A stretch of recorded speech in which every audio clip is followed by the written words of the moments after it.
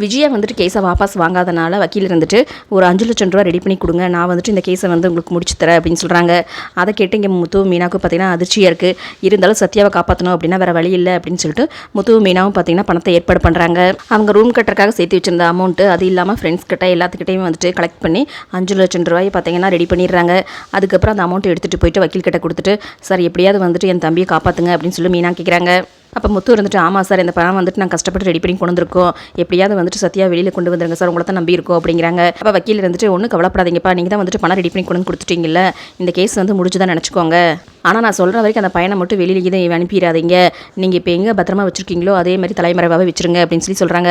அதை கேட்டு முத்து மீனா வந்துட்டு, சரி சார் நாங்கள் பார்த்துக்குறோம், ஆனால் நீங்கள் சீக்கிரம் வந்துட்டு இதுக்கு ஏதாவது பண்ணுங்க சார் அப்படின்னு சொல்லிட்டு அங்கேருந்து போகிறாங்க. அதுக்கப்புறம் வக்கீலும் அவரோட அசிஸ்டண்ட்டு பார்த்தீங்கன்னா இங்கே விஜயாவை தேடி பார்வதி வீட்டுக்கு வந்திருக்காங்க. அப்போ விஜயா இருந்துட்டு, நீங்கள் எதுக்கு இங்கே வந்திருக்கீங்க, என்ன அந்த பூக்காரி உங்களை அனுப்பிச்சு விட்டாலா கேஸை வாபஸ் வாங்க சொல்லி.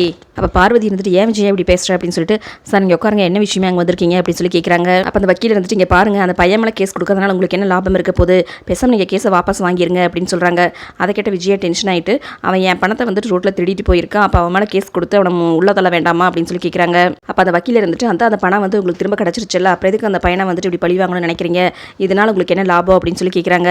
அப்போ விஜயா இருந்துட்டு, ஓ அப்படியா, அப்போ நீங்கள் வந்துட்டு கேஸை வாபஸ் வாங்க சொல்கிறீங்கல்ல, அதனால் மட்டும் எனக்கு என்ன லாபம் வந்துட போகுது அப்படின்னு சொல்லி கேட்குறாங்க.